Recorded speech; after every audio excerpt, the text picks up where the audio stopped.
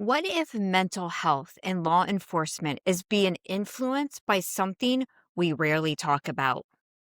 Nutrition, gut health, and hormones. What if part of the problem is physiological, meaning within the body? Many first responders are unknowingly dealing with nutrient deficiencies, disrupted gut health, and cortisol levels that are completely flipped from what they should be. And when the body stays in fight and flight mode, it doesn't just affect the mood, it affects their sleep, their hormones, inflammation in the body, and even how the brain processes the stress and trauma that they deal with on a daily basis. So if we are serious about improving the mental health of our law enforcement, we have to start talking about something we rarely discuss: nutrition and the body.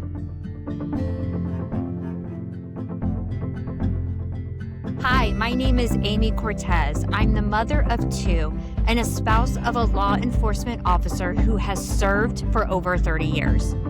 Code 44 was created to help spouses and families recognize, respond, and support the mental health of the officers they love. I am honored to welcome Dr. Heather Heck to Code 44 podcast. Heather is a holistic physician that focuses on nutrition, nervous system regulation, and natural support for mental health. And she works closely with first responders and veterans on their journey. Welcome, Heather, to Code 44. Yeah, thank you so much for having me. Absolutely. It's an honor to be here. Thank you. Thank you. So before we get started, why don't you tell everyone a little bit about yourself and your background? Yeah, so I've been a chiropractic physician for, it's coming up on 20 years. Oh, wow. Just How? I know. You're 20. 20. Okay, 24. It doesn't go like that. So yeah, I've been in clinical practice, and besides chiropractic, I also have my master's in nutrition, my master's in public health, and I practice acupuncture. So a nice blend of traditional medicine and holistic interventions. And I also teach, so that way I can connect with students, stay abreast of all the research. And yeah, working with this population is a call to my heart. You know, I had worked in the VA for a couple years after graduation and just saw what the veterans had gone through, and also the first responders. I have friends and family that are first responders. So yeah, it's a close spot to my heart. Absolutely. And the work that you're doing is tremendous. Let's talk a little bit about what you are seeing physically in first responders and law enforcement agencies as you're going through this journey with them. Yeah, so, overall, the arching theme seems to be just a combination of hypervigilance, adrenal burnout or fatigue, or cortisol fluctuations, not necessarily in the good sense, Mhm. insulin resistance, blood pressure, cholesterol issues, sleep deprivation, and really just the inability to turn it off and to Mhm. promote healing in their body, which, as we know, trickles down to physical, chemical, and emotional consequences. Absolutely. And as you were mentioning all of those, I'm thinking, yep, check from my first responder, check, check. Yeah. You can physically see it. So why do you feel nutrition really isn't talked about when we talk about mental health in first responders? That's a great question. I feel as a society, it's getting better. We just got a new Absolutely. food pyramid, and I love what is going on behind the scenes right now. It's foundational. I think this, probably started in the 50s and 60s when food became convenience and Mhm. faster, and Mhm. both parents go to work, and we just kind of stop thinking about where our food comes from and how it nourishes our body. Mhm. So food truly is the foundation. If we don't get the right food, we can't heal, we can't think, we can't function. Yeah. Absolutely. And as you were saying that, I was thinking about myself. Like, I eat just to not feel hungry, but don't always stop to think about, okay, what am I putting in my system and what is it doing for me? And so I think what you said makes a lot of sense. We're so much on the go all the time. And especially our law enforcement officers, like they're always on the go. So it makes a lot of sense. Let's talk a little bit about hypervigilance because I'm sure you saw with the veterans, and we're also seeing in our law enforcement officers They are always on, as you said. You know, going into a public area with a lot of people is a lot for Mike, my husband. Or when we go to a restaurant, he's always sitting with his back to the door, right? But always on. So, how does that have an effect on our bodies and on their bodies when they are always on? Yeah, so short term, it's not obviously not a bad thing because they need that to function. Right. But the problem lies where it becomes more of a chronic issue, and you can Hmm. see, a new first responder or a new officer, they're fresh, they have a clean slate, and as the years go on, that accumulates in the body, all that trauma, all the Hmm. deprivation with sleep, and all of that. So coming from a nervous system perspective and chemical perspective, stress is good. We need that burst of cortisol to get away from that bear or tiger or whatever's chasing us. Hmm. And then naturally, what should happen is when we feel safe, the catch is feeling safe, Yeah. then our body's like, okay, I can go back to getting out of that fight or flight with the sympathetic tone and go more into parasympathetic, which is rest and digest. So if we're chronically getting chased by something or always being on, Hmm. then we're in that sympathetic tone. And then as a consequence, we're not sleeping and we're not digesting and we're not Hmm. healing. Hmm. So that leads to, the adrenal burnout, the hypervigilance, Hmm. sleep issues, and so forth. So, do you really feel that stress is affecting the imbalance of the hormones in the brain? Yeah, 100%. So if you're stressed, that creates some inflammation in the body, and inflammation is innately tied to the immune system. Hmm. And then consequences happen in the gut. We make a lot of the hormones like serotonin in the gut, or neurotransmitters, really. Hmm. And then with the hormone component, we make all of our hormones from fats.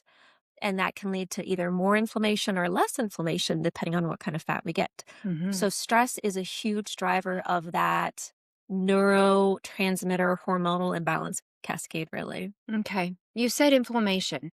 Is stress causing inflammation in our bodies? Uh, Yeah, Interesting. yeah.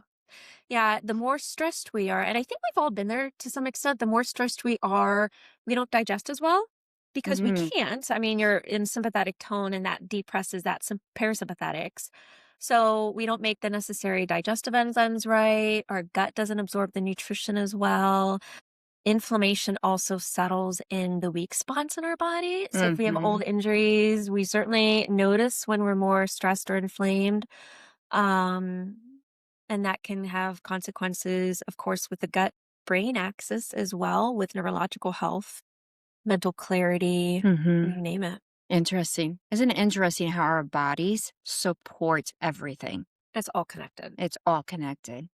You know, you said the word cortisol, and I had a first responder wife say to me, well, what does cortisol have to do with any of this? So I'm going to have you explain it a little bit.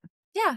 So cortisol is something that is produced by the adrenal glands, and it helps us, again, get away from that bear. It affects our Hmm. blood pressure, our glucose regulation, and all of that, which, if we are running from that bear, Hmm. blood pressure has to go up, and we need to shunt sugar from our cells into our bloodstream to get our Hmm. legs moving.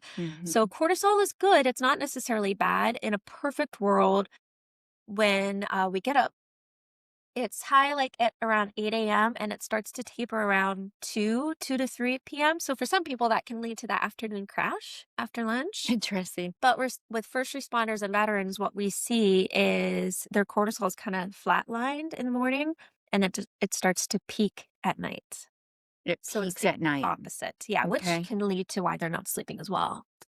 Interesting. And so, explain that again. So as we are sleeping and waking up, ours are increasing Mhm. as maybe a non-respond or a non-first responder or somebody who's just, having a casual day at home. But for first responders who are always on, theirs is flatlining and then peaking right before they go to bed. And when I say peaking, does that mean decrease, basically? Increasing. Increases. Yeah, yeah. So Okay. yeah, they're low in the morning and then they start to rise as the night goes on. Okay. Yeah. And so how is cortisol measured? Oh, we can measure it in blood. Okay. Yeah, and that's something that they can ask to get checked. Okay. It does, of course, matter what time of day it gets drawn because the Okay. lab values obviously change. But I just had a patient the other day who, gosh, her cortisol was off the charts, and that led to all of her symptoms. So it was Interesting. beautiful to get that confirmation. Yeah. So that's something that we can do in the blood work. So if we just show up at our doctors and say, check my cortisol, that's something that they can readily do. Yeah, non-fasting, and you can add that in with everything else. For our veterans and first responders, it's always nice to get testosterone checked as well. Vitamin D and B12, those all kind of play a huge role with that neurohormonal immune support that we talked about. I want to come back to that here in a minute because I think what you said is really interesting. I know one of the previous conversations you and I have had is about the deficiencies that you commonly see in first responders. But before we go there, why does trauma have to be healed physiologically, meaning within the body, before it can process mentally? That's a great question, and I feel like that's not addressed enough. Mm-hmm. So, trauma is not just a cognitive component, it's that Mm-hmm. physiological component. So the body remembers. There's actually a really good book called The Body Keeps Score. So when we experience a trauma and we don't necessarily appropriately deal with it, we might not have time, or we don't think it's an issue, or we're just trying to be tough. We store it in the body depending on what that emotion or what that issue is. So, from a physiological perspective, with that trauma, the body will remember and act up. And, a first responder or veteran might be sitting on the couch with you watching a movie, and then something is triggered with that Mhm. trauma, and then their body responds. So it's connected to the nervous system. And I think we know probably what some of those, when you say act up, what those symptoms are like. But let's kind of walk through them again. You use the analogy of sitting on the couch, you're watching a movie, everything's fine. And boy, I can resemble this mark. And it's like something just instantly changes. Mhm. What are some of those symptoms that are typical that you see when that happens? Yeah, so irritability, panic, anxiety, the need to kind of get up and move around, restlessness, mental clarity might be compromised. Those kind of all go hand in hand with that. Mm-hmm. What about scrolling? I will often notice Mike sometimes will just pick up his phone. We're in the middle of a movie, but he'll just pick up his phone and start scrolling. I've heard to it as numbing out. What would you say about that? Is that a symptom or a sign that we're seeing that maybe a trigger is happening?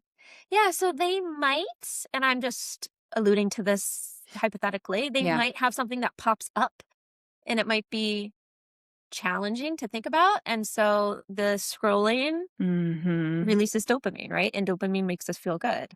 So for that, it's a neurochemical adaptation.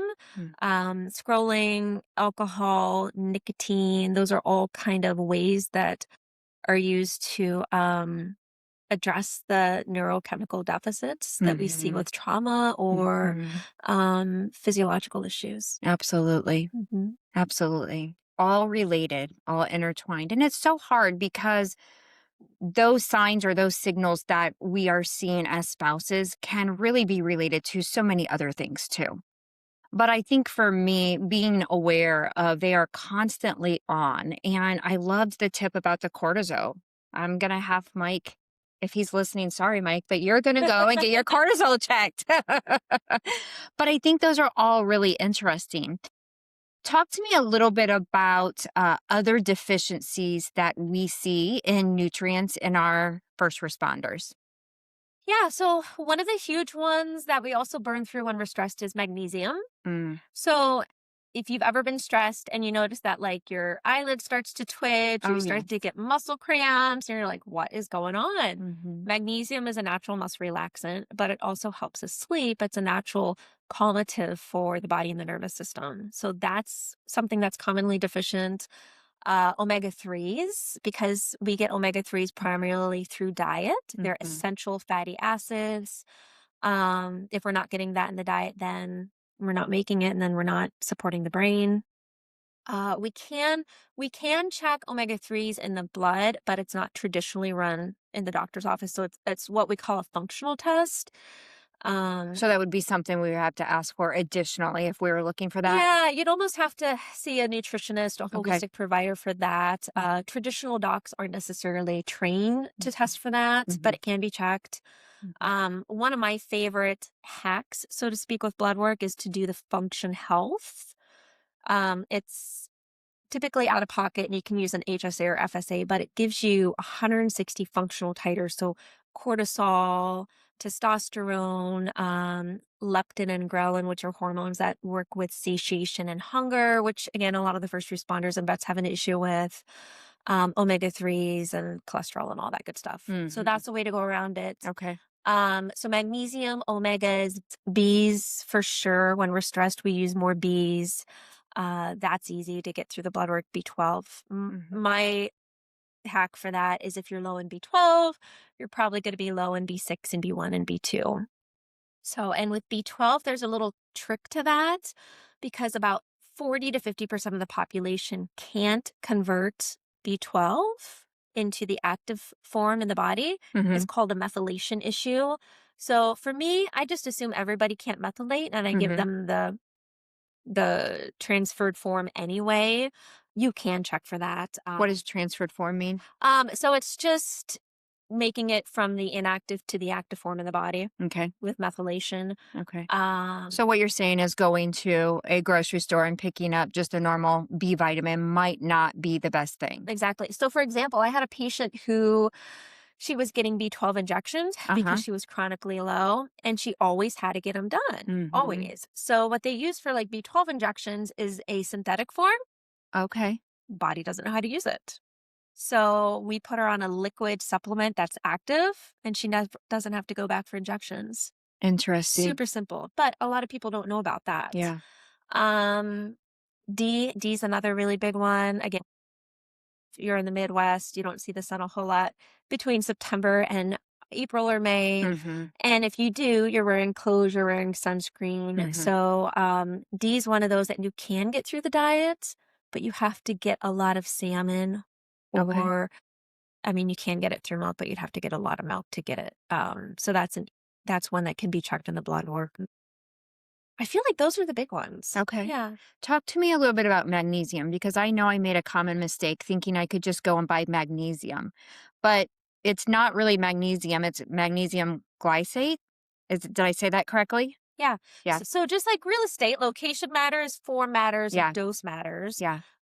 There's magnesium citrate, glycinate, malate, and they all kind of do different things. I Okay. like glycinate the best. It's a little bit easier on the gut and Okay. helps with the nervous system.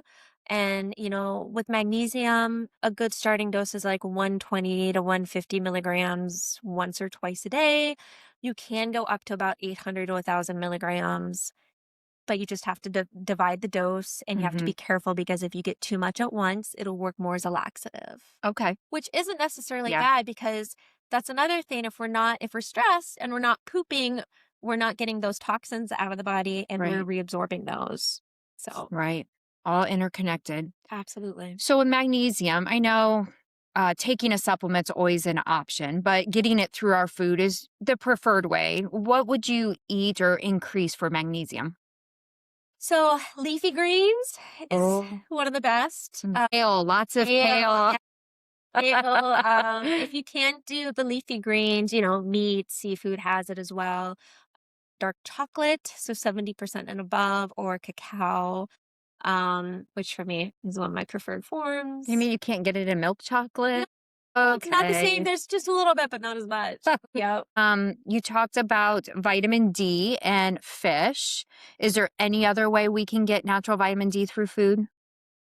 Salmon, Mm. is really about it. It is, fortified in milk, but you'd have to drink gallons and gallons to really make up that deficit. Okay. But really just the sunlight.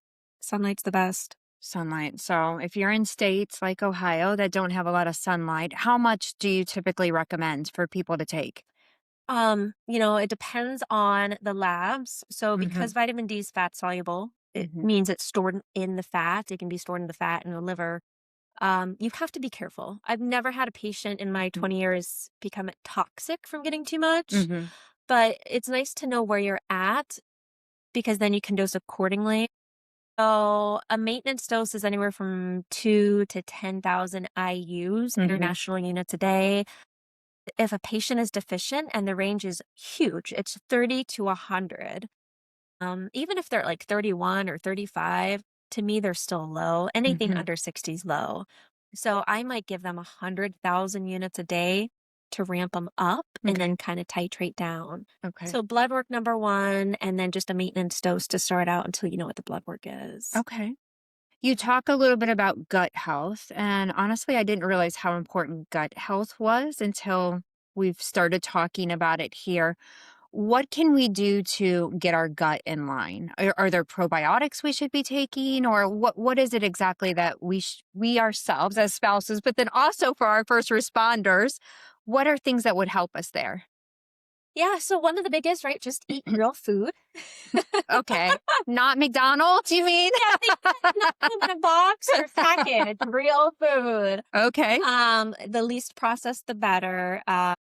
Probiotics for sure. I mean, most individuals, if you've been on antibiotics recently, if you're stressed, if you have IBS type Mhm. symptoms, a probiotic is always a good place to start. One that you keep in the fridge. Mhm. I know they have shelf stable ones, but my common mindset is it's a bacteria. Right. They live longer in the fridge when they're cold. So Mhm. that's a good start. Um, Again, we kind of talked about pooping a little bit with magnesium. That's really important. Mhm. And I'm going to even throw in there like breath work, meditation, things that'll calm the gut. The gut literally is your second brain. So if It's you're crazy. stressed up top, your gut's going to be stressed. They talk back and forth. As we said earlier, we make about 80 to 90% of the serotonin in our gut. Mhm. So the gut health is critical for proper brain and neurological health. Wow. Big takeaway right there. Gut health is critically important for all of us. All of us. All Yeah. of us. But especially those that are in fight or flight mode Mhm. at all times. Mhm. Absolutely. So, shift work and our spouses in law enforcement sometimes don't have a regular schedule where they can eat. What does skipping meals and or just grabbing really quick bad meals do for them in their high cortisol? Yeah. So skipping meals, it creates some insulin dysregulation, affects the blood glucose. So one of the easy things that they can do first thing in the morning is eat protein, or whenever they get up, eat protein to kind of calm the insulin regulation and the cortisol. By skipping meals, it creates, the spikes and dips with glucose, which Mm-hmm. affects inflammation and everything else in between. Mm-hmm. So eating protein and fat throughout the day is always a good thing. Mm-hmm. And then again, if they're eating super fatty foods or not real foods, then they're Mm-hmm. not getting the nutrition and that can affect the pancreas and stomach and everything else in between, reflux, all of that good stuff. I know first responders are notorious for stopping at gas stations and drinking coffee all day long, right? Just to keep their probably adrenaline up and try to keep them going. What effect does that have on your body? Yeah, and I think we've all been there. It gives you a false sense of energy or security. You're like, oh, Mm-hmm. I'm so tired. I need coffee. Those monsters, energy Wow. drinks, I've Yes. seen them all. So, what I will do for those that I work with is I'll recommend healthier options Mm-hmm. for those. There's some really good healthy options that have herbs and amino acids in there that actually Mm-hmm. nourish their nervous system. Mm-hmm. Coffee itself, it gives you that quick spike with caffeine, that adrenaline rush, and then you're dipping again. Mm-hmm. So Mm-hmm. it doesn't sustain you long term. What are the things that you would recommend as us as spouses if we wanted to, put a little care package together or give them things to to maybe sustain their hunger as they're going from call to call and maybe not having time to actually eat a really good meal. I'm sure that's probably not candy bars and monsters, right? So, what are some good, healthy examples that we could think about putting in their cruisers? Yeah, yeah, it'd be great to put, like, a little care package in there, or, like, those little, sleeves that you can shove snacks in. Mhm. I know I have those for the kids. So protein, Okay. either, nuts, like packs of nuts. There's some really good, granola-ish protein bars out there. David's is one of my favorite with protein and cleanliness. There's a cool company called Monk Pack Mm. that is just seeds and nuts. Okay. It's low glycemic, keto, tastes really good. Mhm. Little electrolyte packs, because that's another thing. When we're Mhm. stressed, we burn through our electrolytes. So those are something like elements that you can just add into the water. Uh, Meat sticks, Mm. so, like, those chomps, I get those at Mhm. Aldi's. Mhm. Those are quick and easy. Mhm. And then my another little favorite that I do is just the squeezy peanut butter packs. That way they can rip it, squeeze, and then you just have Oh. some protein and fat. Oh, yeah. You talk a lot about protein. Yeah, Protein must be key. it's huge. Yeah. Yeah. We all have careers. We all have kids. We all have busy things. Sounds like protein, peanut butter, something of that nature is probably the key so that we don't have that crash, that Yeah. sugar crash, right? Because we all tend to grab something really unhealthy for us, whether that's, a candy bar or a piece of candy or my peanut butter M&Ms. Does that count as protein? That's protein, right? It's got peanut butter. Okay, so maybe not peanut butter M&Ms. We talk a little bit about their work, and they have to go through the drive-through a lot, and um, picking up McDonald's is always easy, or Chick-fil-A, or anything of that nature. What would be a good, healthy alternative if they have to go through someplace quick? What would be something that you would maybe suggest to keep their energy high, good nutrients, good vitamins? Like, what's the best thing? Yeah, that's a great question. So protein, right? So like a grilled chicken tenders or grilled chicken sandwich would be great. I always say, like, pick your battles with carbs, Mm. because Oh, carbs will, bring it up and then drop you real fast. yeah. So if you're gonna have a bun with the burger, skip the fries. Like Chick-fil-A and a lot of other places have little, like, kale salads, Mm. or It's actually good at Chick-fil-A. it really Yeah. is. They have yogurt now, Mm-hmm. that's clean. So those are good little ways around it. Chipotle actually is pretty decent. I would just watch the rice. Again, kind of pick your battle. Do you want the wrap or do you want the rice? Mm-hmm. Because that way you're not adding to that glycemic load. Anything grilled for the most part is going to be a better choice Okay. than fried. Of course. Yeah. Why is it that fried always tastes so much better? Because it's fat. But I have noticed the healthier that you eat, the less that fatty stuff or the stuff that's bad for you, it doesn't sound as good sometimes. So that can be our hope anyhow, Yeah, right? it's true. Yeah. Once you start to change your taste buds, when you do kind of, I don't want to say regress, but have a moment and you have something fatty or Mhm. fast food, you're like, oh, Yeah. now I know why I don't eat like that. Yeah. So, but it's a matter of getting out of that cycle to start just small changes. Yeah. Are any of our cravings because we are lacking nutrients of some sort? Oh, 100%. Yeah. So again, like a chocolate craving is usually magnesium. When we're craving sugar, a lot of times that can mean we're not getting enough healthy fats. Healthy fat. That's interesting that you just said that because my daughter just said to me last night, I'm craving sugar. What should I have given her instead of that peanut butter M&M? Yeah, so even if it's like peanut butter on sourdough, like Oh, that's an okay. easy one I do with my kids. Peanut butter toast, walnuts Okay. have the highest omega-3s, and if you think about it, they look like a brain, right? That's interesting. Mhm. That was not a joke by God, was No, it? That was no. real. There's some intention behind there. Yeah. Brazil nuts, 2 Brazil nuts a day give you enough selenium for your thyroid. So that's Okay. something I always snack on, because stress will not only wreak havoc on your hormones and your gut, but your thyroid too. Okay. So, Seeds, nuts, we talked about nut butters.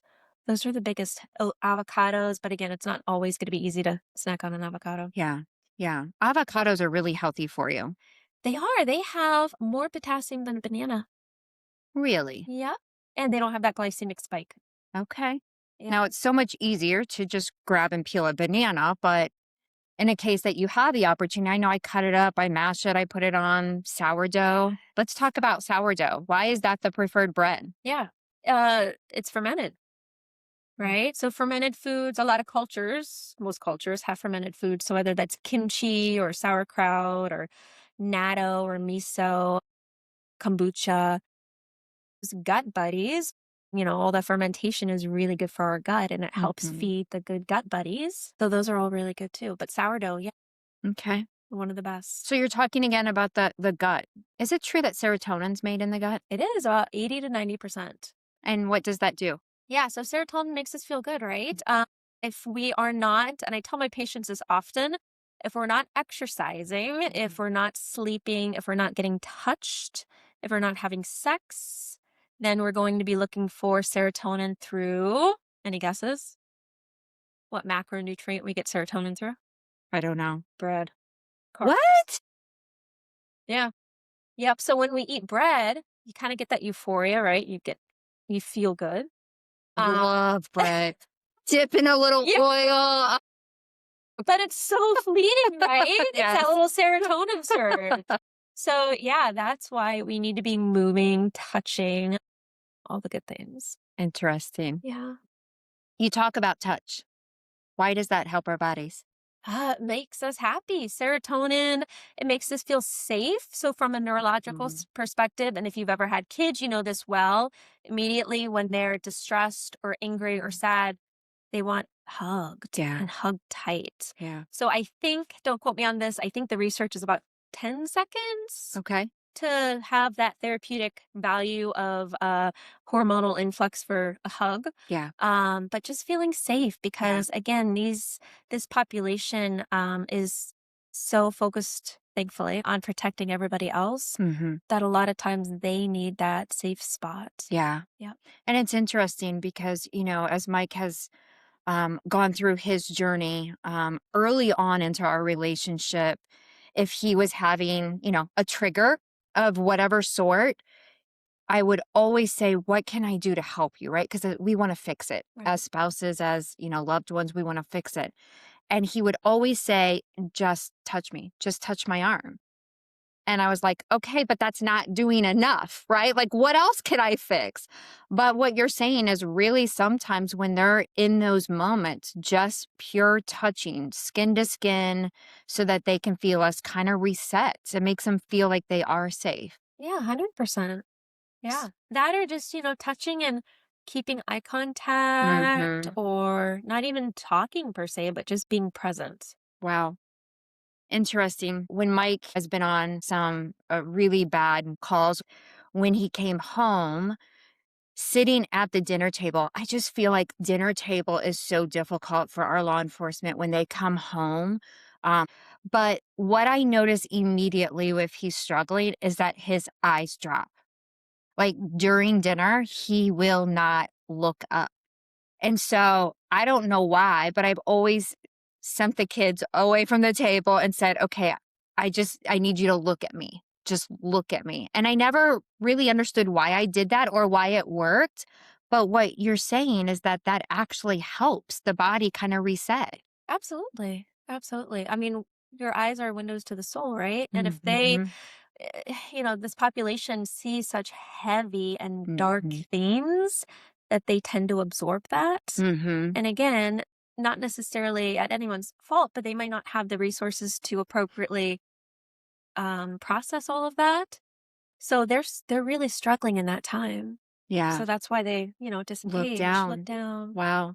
So insightful. It's like Yeah, some things we just pick up as spouses right. to help our law enforcement, but I never really understood the science behind it. So that's been very helpful to understand. We talk about gut a lot. How is gut inflammation showing up as depression?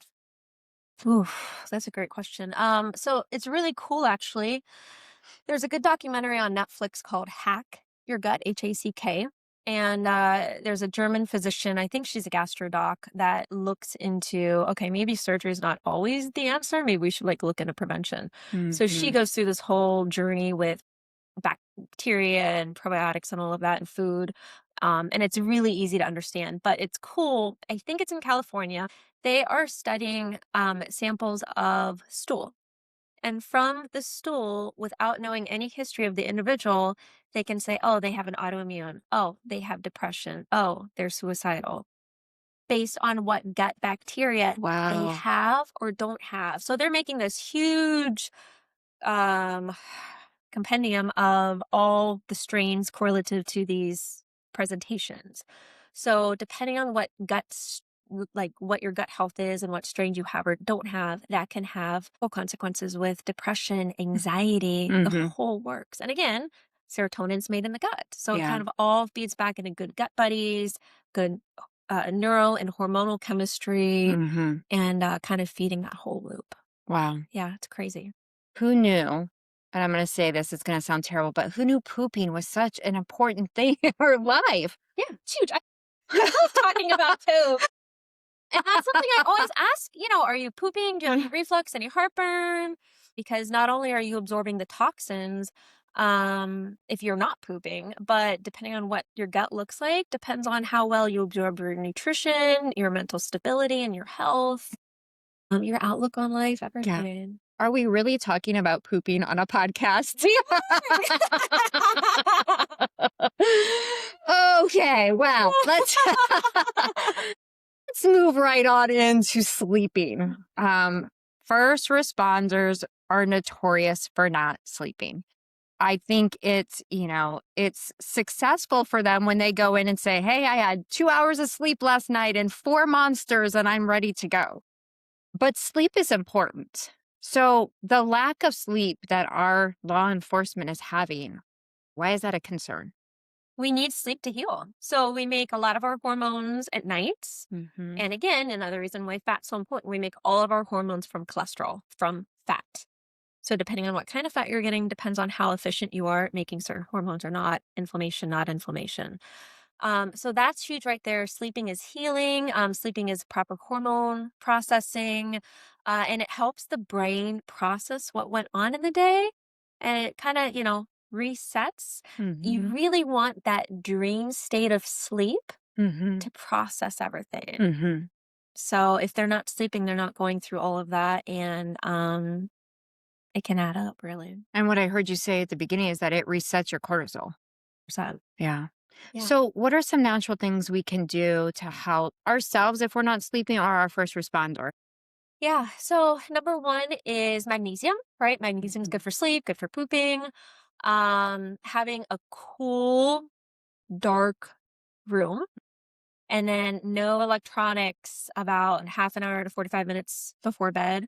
For me, as soon as I get home from work, and I know not everybody can do this, but if you're able to put your phone on airplane mode and either set it on the counter or, if it's on airplane mode, you can set it next to you. Mhm. I worry about the EMFs. EMFs can affect sleep too, which we won't get there today. What's EMF?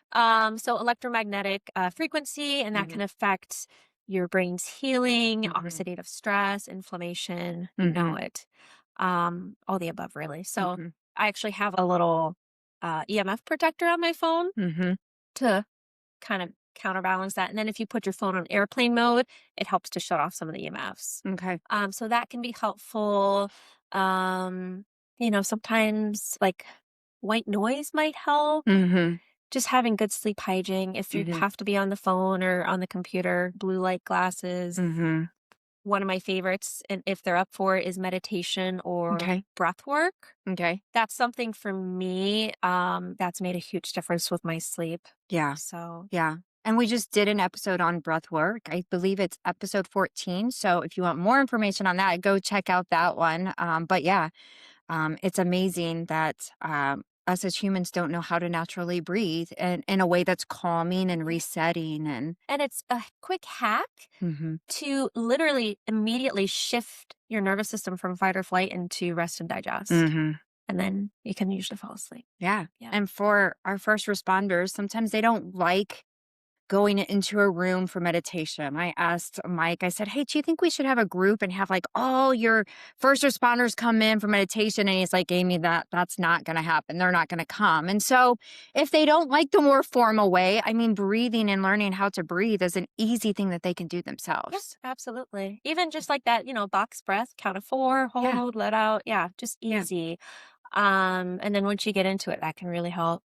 Absolutely. So sleeping's important. Mhm. If they're not sleeping, that's definitely something we need to pay attention to. That's something that, we need to figure out maybe some ways that we can help them to get better sleep. Let's move our conversation over to alcohol because for first responders, alcohol, I think, is something that I don't know if expected is the word, or maybe it's accepted is maybe more the word. Let's talk about why is alcohol something that we crave when maybe things are not feeling so well? Well, it's a great way to disengage, right? It's a depressant. So if your mind's racing, a lot of times that can be a nice way to kind of blur it. Mhm. And alcohol and caffeine are two legal, regulated drugs. They're Mm. drugs at the end of the Yeah. day, and they're socially acceptable. The numbers now, at least, it's pretty cool. Alcohol intake is going down. But you do see this across veterans and first responders, Mhm. alcohol, tobacco, and all of Mhm. that, Mhm. just to cope, coping mechanism. Coping, anything to cope, anything to numb, anything just to get over that moment. 'Cause for whatever reason, we think if we can get over that single moment of anxiety, that it's all going to be better. Drinking alcohol when it's a depressant is kind of an oxymoron there, isn't it? It is. It is. And I think there's also that social acceptance that it's Yeah. okay. Tough Yeah. guys can have a beer or have a Yeah. whiskey. Just how society is framed. Yeah. But yeah, it works short term, but it's not sustainable long. Alcohol can further deplete your B vitamins and other things. So Yeah. that can exacerbate underlying nutritional deficiencies. Yeah. Yeah. Such great information today. There's so much to take away from this episode of things that we can start being aware of, even checking for the deficiencies and the blood work. I mean, that's something so simple that we can do. Define maybe just a couple of takeaways that we can do from today because there was so much information that we talked about. If a spouse wants to support their law enforcement officer by nutrition, we can't do everything, but what's one or two things that you would say right out of the gate, start here, and this is what's most important? Yeah. Um, Small steps, right? So protein as much as possible, especially when they first get up, protein, whether that's a hard boiled egg or whatever. Mhm. And then integrate some little protein snacks for their cruiser Mhm. or that they can have in their pocket. That way, as we all know, if you don't plan ahead, you're going to set yourself up for failure. So Right. that, sets them up for success. Um, Supplements, I mean, we can say supplements or food, but what would be the area that you would tell spouses to focus on one or two supplements that maybe they could start their first responder on right away? Which ones would you recommend? Yeah, so I love magnesium, right? We talked a Okay. lot about magnesium today. Magnesium glycinate is an easy one. Mhm. Sometimes you need a supplement. I love food as medicine, right? Yeah. That's primary, but sometimes you need a supplement because you can't get enough therapeutic value through food and it's just not convenient. Mhm. So that's a good one. One thing, and we didn't touch on this, melatonin. I don't love melatonin because it's a hormone Okay. actually. And for some people, it works for sleep and some it doesn't, but it doesn't fix the underlying issue. It masks it. Okay. So that's one I don't love in general. But magnesium is a great start. Okay. B vitamins, if they need energy, B vitamins only in the morning or early afternoon. If you take it at night, it can keep you up. Mhm. And then your omega 3s. Okay. Yeah. Okay. And vitamin D? Did you say vitamin D? Vitamin D, yeah, definitely Uh-huh. get your blood work checked first, but it won't hurt you to do anywhere from 2 to 10,000 units a day. Okay. Yeah, I always like a liquid, because it's fat soluble, it's nice to have it emulsified, that way it helps with, again, bioavailability. Okay. Yep. So, a couple quick takeaways that we can maybe start with for our loved ones. What would you say to an officer that maybe is listening today and they just think they have to be mentally tough? Like, I just got to suck it up and I just got to do it. What would you say? That's a great question. I would say that it truly is a physiological component. It's Hmm. not just getting over it, so to Hmm. speak, in your head. I feel like that mentality doesn't promote healing, and it's certainly not a Hmm. nourishing mentality. There's certainly ways to promote safety and nourish other than just sucking it up. Yeah, Yeah, because you can suck it up, but it'll come back and cause health consequences down the road. absolutely. Yeah. And, we talk about this a lot on other episodes, but them sucking it up is just bottling it up, pushing it down.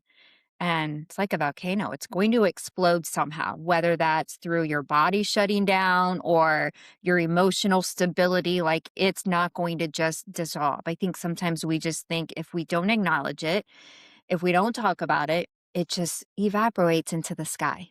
And it doesn't, especially not for them when they're seeing trauma time and time and time again. Yeah, it's heavy and that becomes part of them. Hmm. It's almost like putting weights on and never getting those weights off. That's a good Every analogy. trauma they experience, they just keep wearing it. Yeah. And that, like you said, it bottles up and it keeps coming up until something happens. Yeah. So, Absolutely. yeah. Absolutely. Heather's got some great information. She also has her own podcast. It's called Holistic Health, right? Yeah. By Dr. Heather Heck. So I encourage you, if you want to learn more about nutrition and holistic ways to help your health, it's a great podcast that has a lot of information on it. So I'll link it in the description so you can find her podcast that way. She is a holistic doctor in Ohio. Mhm. Do you do anything outside of Ohio if they contact you? Yeah, I do. I actually do telehealth for Okay. nutrition. So yeah, they can always reach out to me that way as well. Okay, great. So I'll put her contact information also in the description that you can reach out to her. I know personally for me and my family, Heather's been a godsend and has helped us with our health, even though I like peanut butter M&Ms. Um, I do take all sorts of supplements. You have to live. You still have to live. Right. And she doesn't make me feel guilty about any of it. So reach out to her for any additional information. Heather, it's been such an honor. Is there anything else that you would like to talk about or share as a final thought for our audience? No, I just think that, nutrition is often overlooked and it's a great Mhm. foundation for healing. Between that and stress management, those are great tools to kind of hit the ground running with. Yeah. Well, thank you so much for the work that you're doing with our veterans, with our first responders, our law enforcement. It's so important, and I'm just so appreciative. And thank you for being on our podcast today. Yeah, thank you for having me. Absolutely. If this episode spoke to you today, don't just hold this information. Start somewhere. Start anywhere that is comfortable for you. Something as simple as addressing a vitamin deficiency or improving nutrition or supporting the gut health could help your loved one feel better. And who knows, it could even save a life. Let us say a quick prayer. Heavenly Father, we lift up our law enforcement officers today, those who carry the weight of what they see and experience each day. Protect their hearts, their minds, and their bodies as they serve our communities. And Lord, we also lift up the spouses and the families who walk beside them. Give them wisdom, patience, and understanding when they see their loved ones struggling and aren't sure how to respond. Let this conversation today bring awareness, encouragement, and a simple way to support the one that they love. In Jesus' name, amen. If this episode resonated with you, please share it with somebody that also needs to hear it. And be sure to follow Code 44 for more conversations like this one and resources that are designed to help you, the spouse and family that supports the ones that we love in law enforcement. Supporting our loved one doesn't always start with a big change. Sometimes it just starts with an understanding and a simple change. God bless.